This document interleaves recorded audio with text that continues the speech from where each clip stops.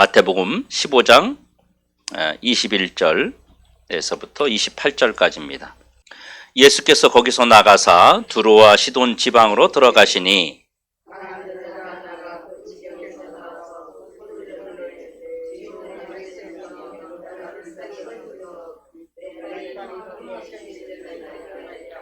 예수는 한 말씀도 대답하지 아니하시니 제자들이 와서 청하여 말하되 그 여자가 우리 뒤에서 소리를 지르오니 그를 보내소서.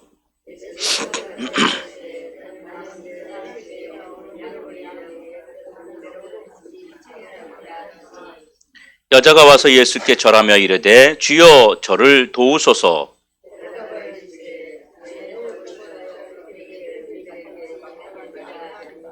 여자가 이르되 주여 올소이다마는 개들도 제 주인의 상에서 떨어지는 부스러기를 먹나이다 하니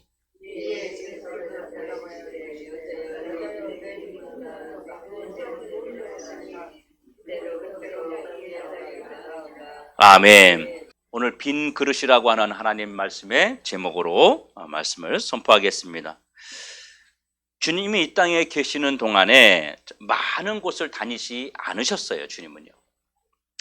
해외여행을 가신 적도 없고요. 지방에 휴가를 가신 적도 없어요. 주님은 주로 갈릴리 가버나움이라고 하는 그 지역을 중심으로 활동하셨습니다.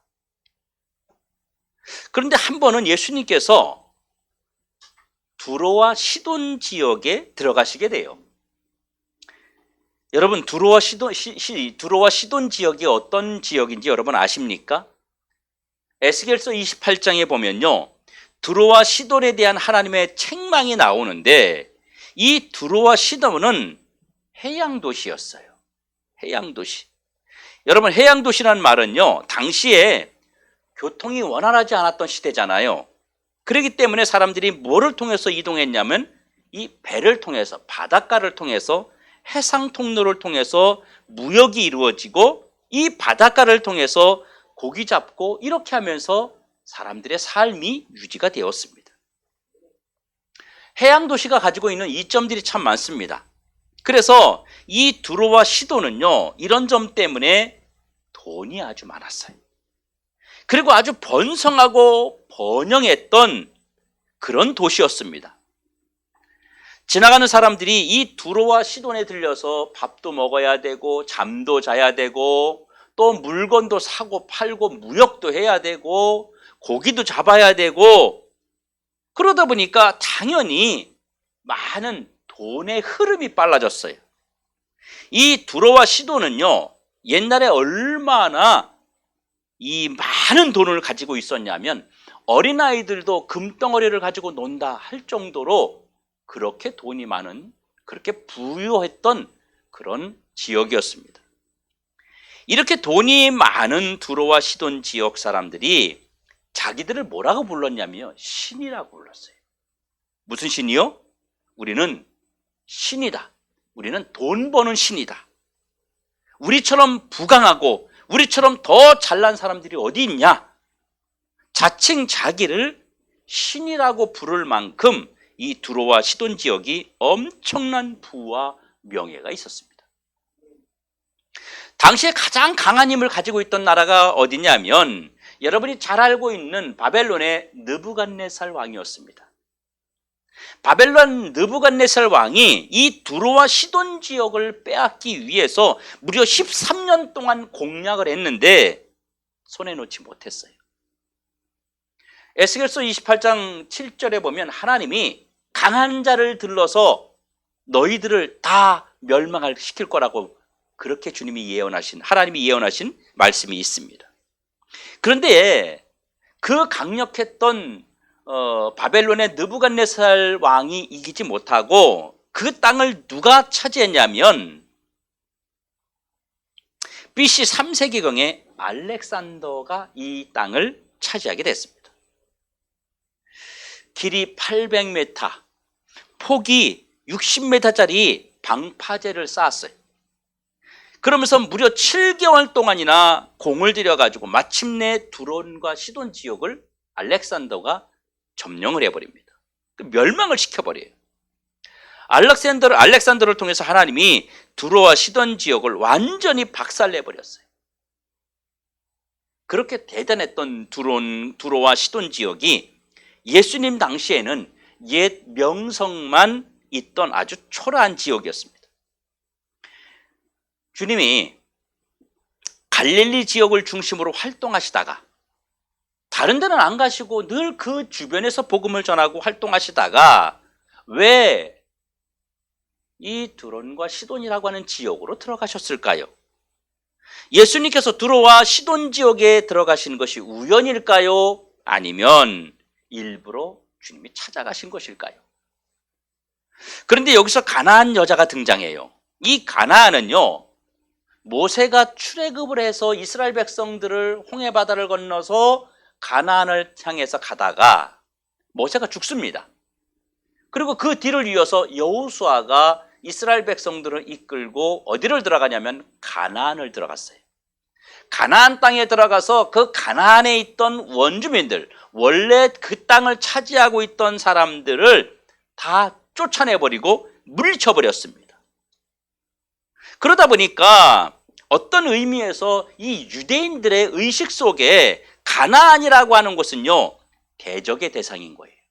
쫓아내야 되는 대상이고 물리쳐야 되는 그런 대상이었습니다. 마태복음을 누가 기록했냐면 마태가 기록했습니다.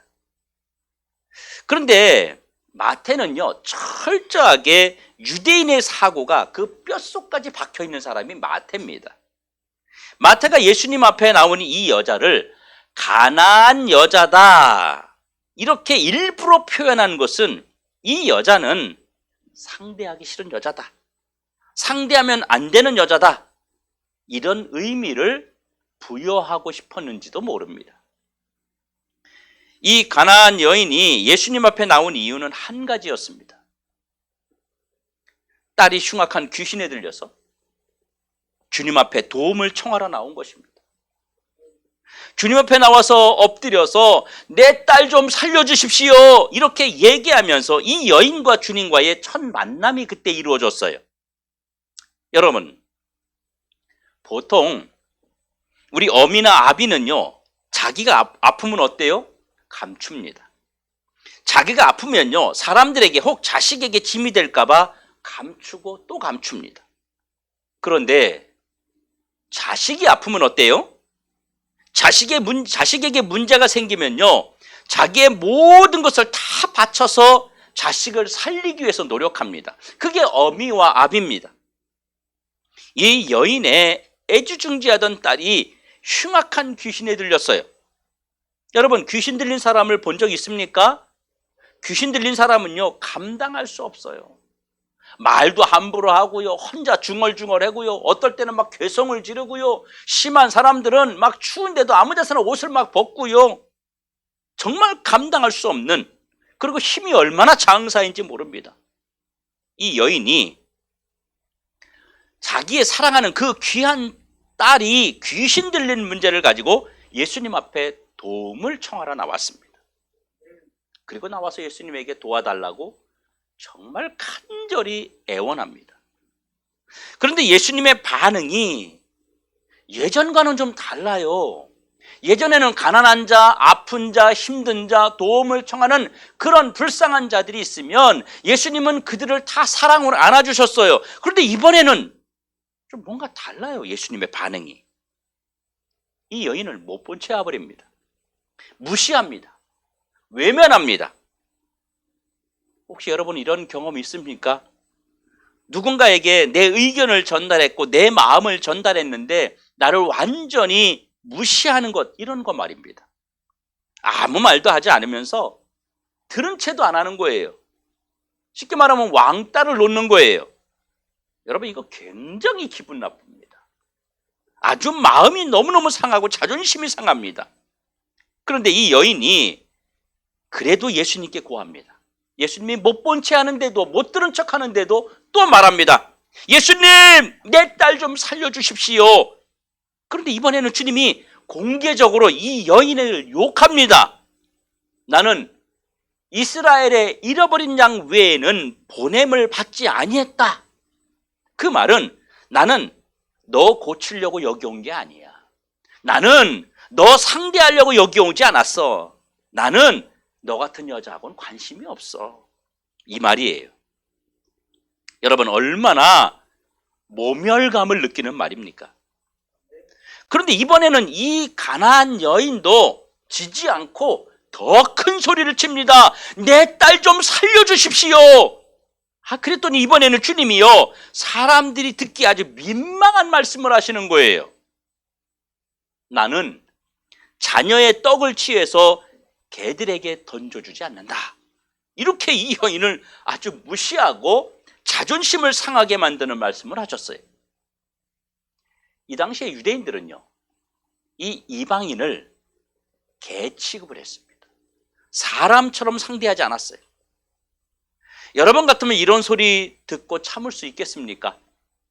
누가 여러분들에게 이렇게 기분 나쁘게 노골적으로 욕을 퍼붓는다면 그래도 좋으니까 내 딸을 살려주십시오 라고 이렇게 말할 수 있는 사람이 과연 몇이나 있겠습니까?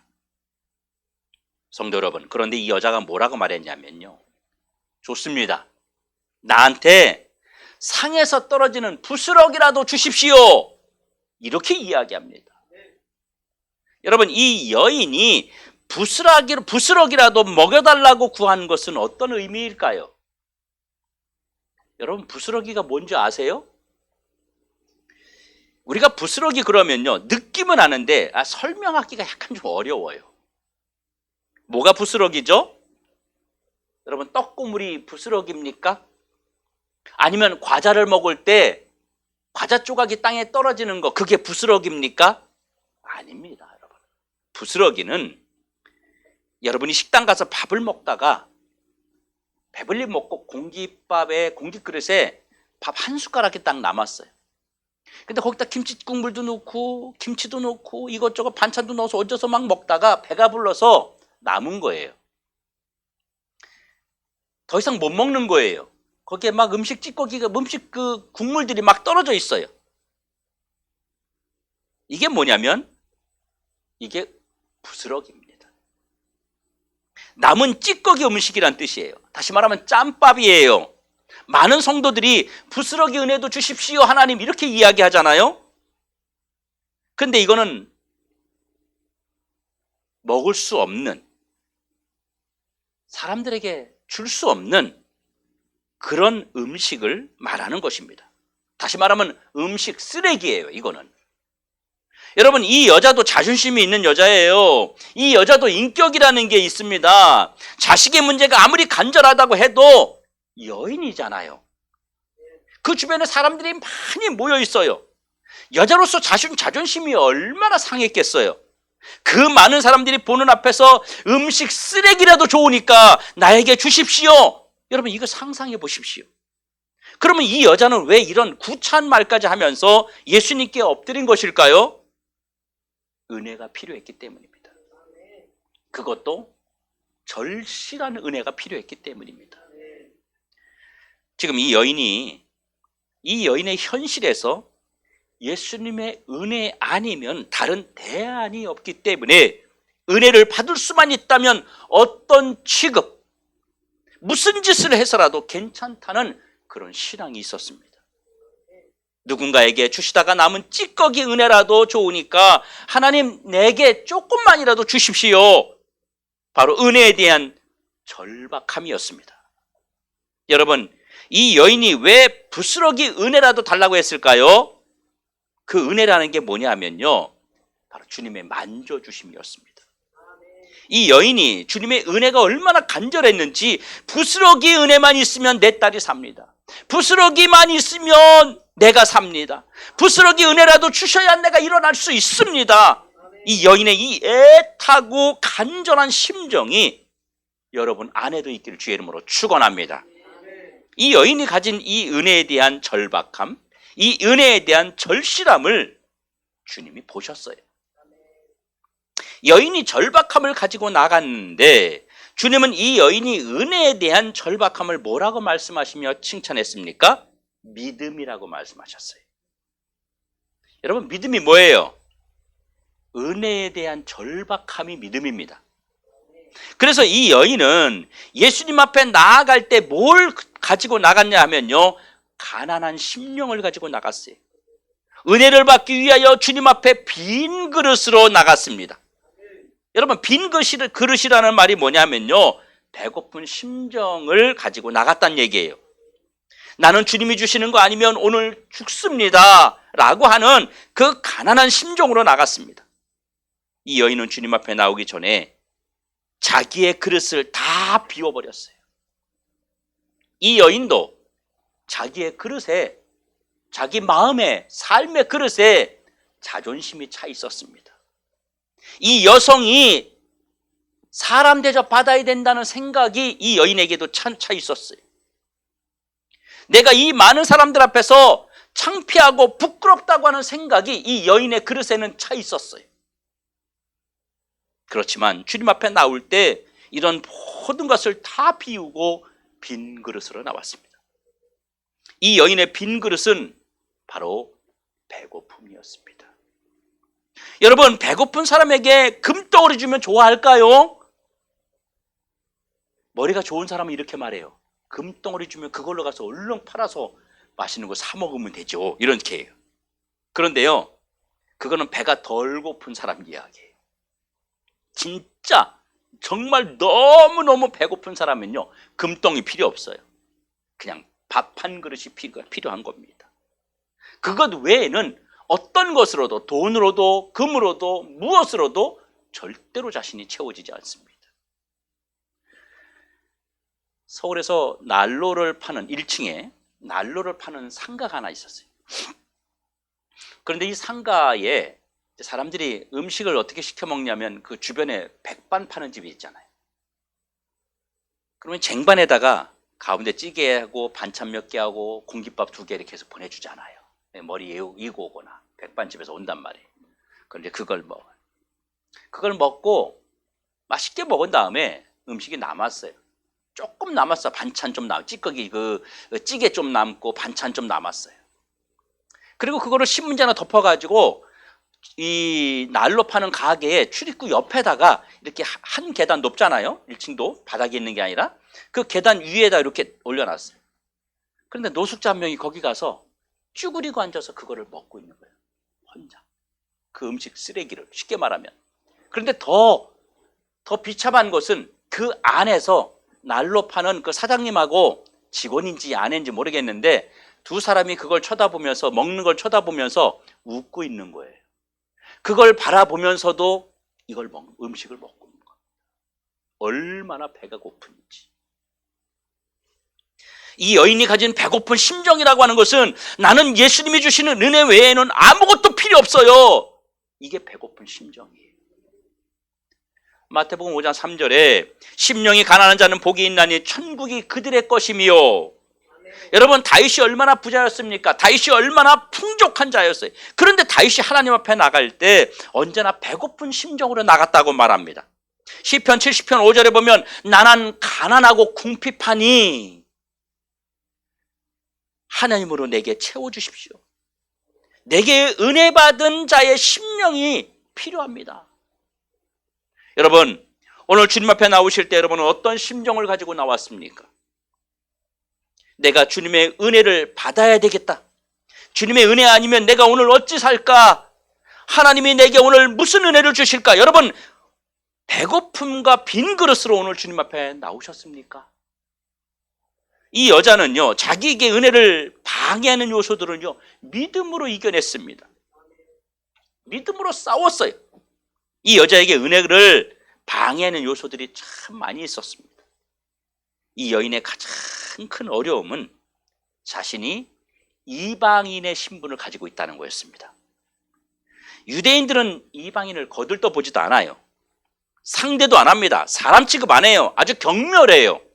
이런 취급을 받고 있다는 것을 알고 있던 이 여인이 그 유대인들의 틈을 비집고 들어가서 예수님 앞에 나아간다는 것 자체가 큰 장애였습니다. 그리고 주변 사람들의 시선을 감당해야만 했습니다. 내가 과연 저 많은 사람들의 눈초리와 저 많은 사람들의 시선을 이겨낼 수 있을까 하는 두려움이 있었지만 그것을 이겨냈어요. 또 한 가지는 예수님 앞에까지 가야만 했어요. 예수님 주변에는 여기저기서 몰려온 수많은 사람들이 예수님을 만나려고 아주 많았어요. 그런데 예수님과 1대1로 대면하는 데까지 이 사람들의 방해를 이겨내야만 했어요. 예수님을 가까이서 보려면요, 그 많은 사람들을 다 물리쳐야 되는 거예요. 또 그뿐만 아니라 제자들의 꾸지람도 이겨내야 합니다. 예수님, 저 여자 좀 보내버리세요. 아주 시끄러워 죽겠습니다. 이렇게 제자들이 예수님에게 이야기하지 않습니까? 그런데 여기에 한술 더 떠가지고 예수님의 그 무반응과 예수님의 그 능멸함과 그 예수님의 그 욕하는, 그 무시하는 이런 것까지 다 이겨냈다는 거예요. 여러분, 은혜를 방해하는 요소들은 누구에게나 있습니다. 이 방해의 요소들을 이겨내는 자만이 은혜의 통로에 들어갈 수 있습니다. 은혜는 여러분, 값싼 것이 절대 아닙니다. 은혜는 받을 만한 자격이 있어야 누릴 수 있는 그것이 은혜입니다. 우리는 값없이 주시는 은혜라고 생각해서 성도들이 은혜의 가치를 소홀히 여기고 은혜가 아무렇게나 살아도 누구에게나 그냥 막 부어주시는 것으로 착각하고 있는데 절대 그렇지 않습니다. 여러분, 은혜는 은혜를 받을 자격이 있는 자에게 주어지는 하나님의 특별한 선물이라는 것을 기억하시기 바랍니다. 성경 잠언에 이런 비유가 있습니다. 돼지의 목에다가 진주 목걸이 걸어놔야 소용없다는 말이 있습니다. 은혜를 모르는 자에게는 은혜의 가치가 없어요. 결국 주님은 이 여인에게 놀라운 은혜를 주셨는데 이 여자가 주님 앞에 받은 은혜가 뭐냐면요, 치유의 은혜였습니다. 여러분, 이 여자가 받은 치유가 세 가지였어요. 예수님이 첫 번째, 예수님이 이 여자의 상한 심령부터 치유해 주셨어요. 거기에 모인 수많은 사람들에게 멸시받고 천대받고 조롱받고 무시받고 딸 때문에 마음속에 맺혀있던 그 응어리들을 주님이 그 자리에서 치유해 주셨어요. 여러분, 우리 부모들은요, 나의 자녀들이 혹이나 장애가 있거나 아니면 다른 아이들보다 좀 부족한 그런 부분이 있다면 그것이 마치 부모의 잘못인 것처럼 느낍니다. 아이가 예를 들어서 키가 자라지 않으면요, 내가 키가 좀 작아서 그런가? 이런 생각을 우리는 할 수밖에 없어요. 자녀가 몸이 약하면 그건 역시 부모로부터 유전되었다고 하는 생각으로 부모의 잘못처럼 우리는 느껴집니다. 저희 어머님도 저를 늘 어릴 때 잘 먹이지 못했다고, 늘 골았다고 그래요. 골았다고. 그래서 그렇게 했다고 하면서 늘 저를 보면서 먹는 것에 대해서 늘 안타까워하십니다. 여러분, 지금 자녀를 두고 계신 여러분도 다 이와 같지 않습니까? 그런데 주님이 이 여인을 치료하십니다. 내 믿음이 크다. 너 진짜 대단한 여자다. 너 정말로 잘했다. 주님이 그 많은 사람, 그 조롱받고 무시하던 그 많은 사람들 앞에서 주님이 이 여인을 치료하십니다. 예? 이 여인을 칭찬하세요. 이 여자의 자존심 상함이, 그리고 부끄러움이, 수치스러움이, 그 상처가 한꺼번에 그 자리에서 다 치유돼 버리는 겁니다. 예수님이 직접 칭찬하셨으니까요. 오늘 주 앞에 나오신 여러분 중에 혹 이 여인과 같은 마음의 부담과 마음의 상처와 마음의 아픔을 가진 분들이 있다면 주님이 은혜를 주셔서 치유되시길 주의 이름으로 축원합니다. 그리고 주님은요, 그 딸을 치유해 주셨어요.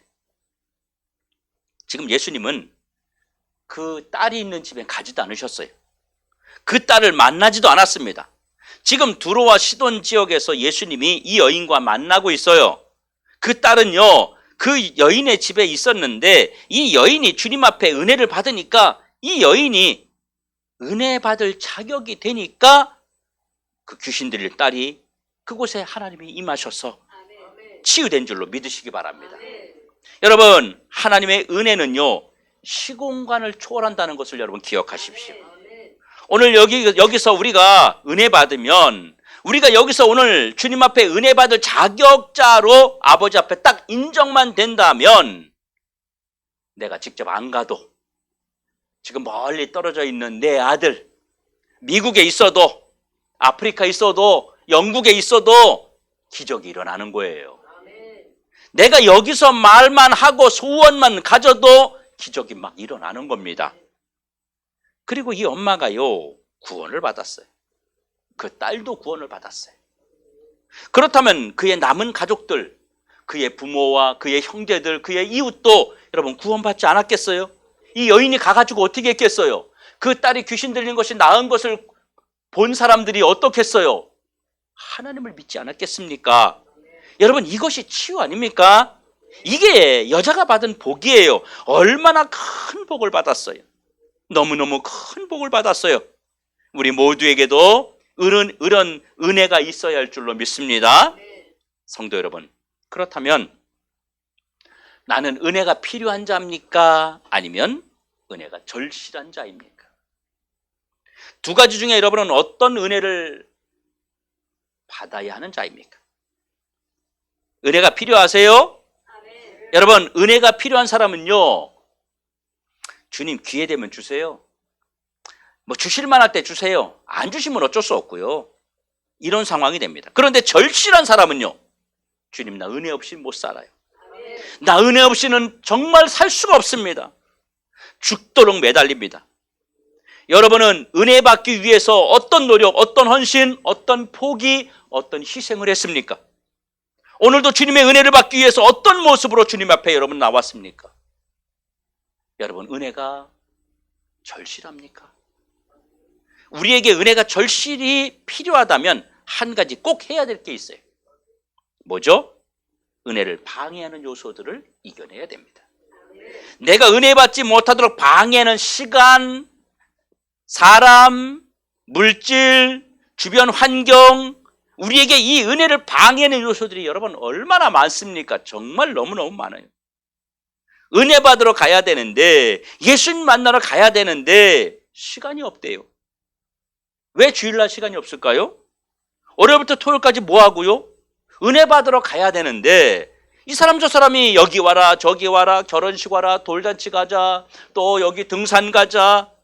여러분, 이런 방해 요소들을 여러분이 해결해야 됩니다. 주님 만나러 가야 되는데 교회 가면 돈 내야 되지, 교회 가면 잠을 푹 못 자지, 교회 가면 가족들하고 시간을 못 보내지. 여러분, 이거 다 이겨내야 돼요.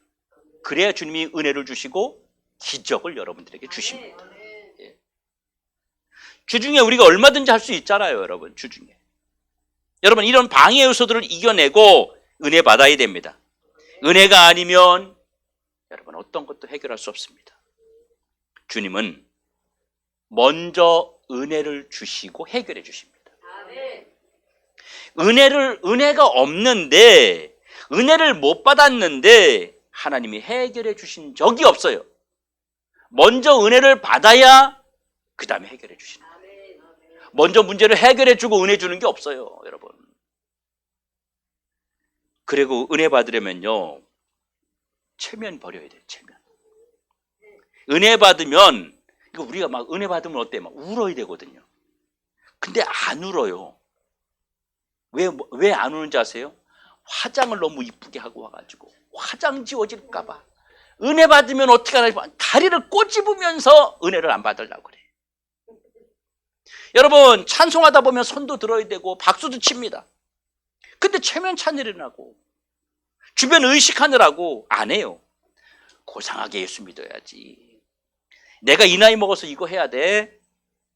이거 은혜 받는데 엄청 우리를 힘들게 하는 방해 요소들이에요. 네. 은혜 받기 위해서는요, 여러분들을 모든 것들을 여러분이 희생을 하시고 내려놓으셔야 돼요. 그렇지 않으면 절대 은혜 못 받습니다.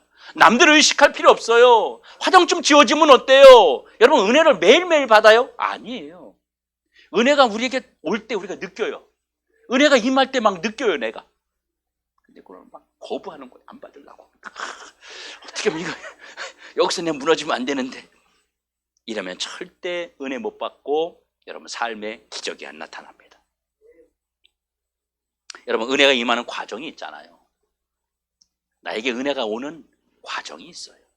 그걸 우리가 안다고 하는 거예요. 여러분, 이 가나안 여자가 사람들의 시선을 포기했다면 기적 안 일어났어요.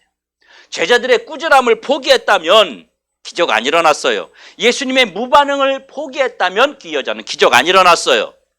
주님은 내 삶을 치유하기 원하십니다. 저와 여러분의 삶을 완전히 치유해 주기 원합니다.